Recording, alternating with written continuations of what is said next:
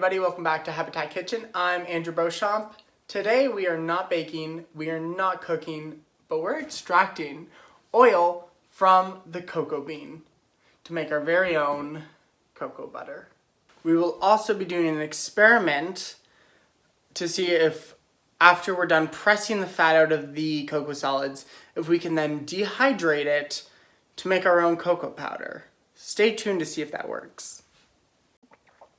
So to extract cocoa butter, you need cocoa beans. Now I have cocoa nibs here, which are pretty much cocoa beans that have already been processed. So that means they've been cooked, deshelled, and crushed into smaller pieces. Dry little beans, and they don't look like you'd be able to squish oil out of them, but you can. They are high in fat, they're 50%. Don't expect to get all the fat out, but expect to get about 25% of the fat out of these beans. So I have 200 grams here. That means we are wanting to get about 50 grams of cocoa butter at the end, which is very exciting, and we might get more than that, we might get a little less. Right now, you can't squish fat out of this because it would just turn into a powder. What we need is heat. Now that's where the blender comes in. It will crush all these beautiful nibs into a powder, and then the heat will melt all the fat out of the beans and it will create a paste. And then we'll move on to the next step, which will be adding more heat. You can see that it's already starting to turn a little bit wet. They're starting to build up almost like wet sand. And this is starting to get there, but I'm going to say another minute or two in this blender will crush up some of those large granules a little bit more and heat up some of the oil and create more of a paste. I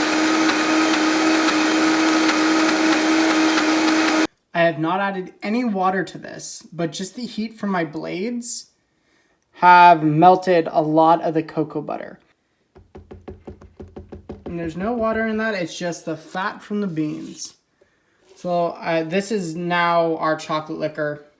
So I'm pouring all of my chocolate liquor into my pot. You will not get everything out. This is why I'm going to add about a quarter or to a half of a cup of water into the bottom of my blender and whip it up just to get any of those last chunks at the bottom, to try not to waste any of that chocolate, because at the end of the day, chocolate's expensive and we don't want to waste any of that. So I have the chocolate liquor in the pot, and I'm going to start bringing it up to heat. You're going to want to cook it on a medium to low heat. You don't want to pretty much crank the heat on it because you don't want to overcook that oil. I'm starting to see some pools of fat here.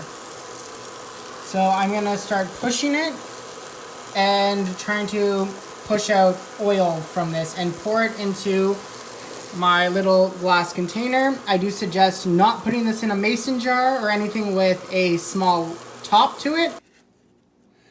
So pushing the mass of the cocoa solids against one side of the pot.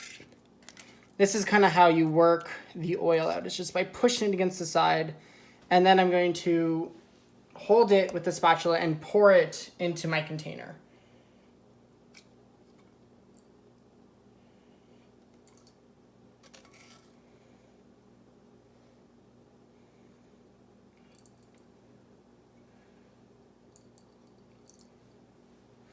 And the more you do this, the more you press the cocoa powder or the cocoa solids, the more oil you'll extract. It's about 20 minutes cooking the fat out of the cocoa solids. And I got over 50 grams. I actually got 52 grams at the end of this kind of golden liquid that will, whenever it goes hard, it will turn white. And it'll be just like the stuff you get in the grocery store. So now we're left with the paste that's inside our pot. I let it cool a little bit, and then I spread it over a silicone mat that's on top of a cookie sheet. And I'm going to try cooking that at 200 degrees Fahrenheit for as long as it takes to dry out a little bit. This just came out of the oven. It's still warm. And it does feel dry, although it is still a little, like I could squeeze it together like that. And don't worry about that, because remember, there's still a lot of oil in this. So we need to wait for this to cool and get to room temperature. Maybe not the best idea. I'm getting a little impatient, so I went ahead and I put my dehydrated solids that I've cooled. I got my food processor set up, and I'm just going to dump it in. I'm going to put the lid on, and hopefully this works. Let's try to turn this into a powder. So this is as thin of a powder as I could get. If you have a coffee grinder, you probably could get it quite a bit more thin. So, the cocoa powder's all ground up.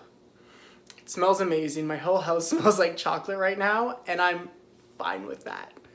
The cocoa powder turned out good. Now, what I will do different next time, because for the first time me making this, I'm happy with the cocoa powder.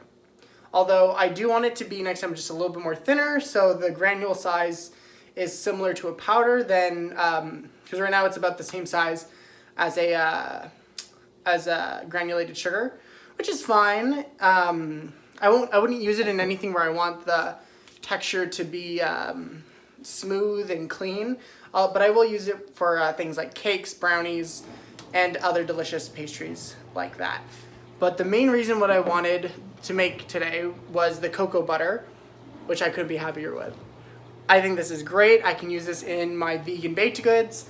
The next time you guys will see me use this recipe and refer back to this video will be in about 2 weeks' time whenever I release my vegan ice cream recipe. And I hope you guys can stay tuned for that recipe because it's going to be delicious. So until next time, guys, I hope you like this video. Like and subscribe. Follow me on Instagram, Drew's Habitat. And I'll see you in the next video. Cheers.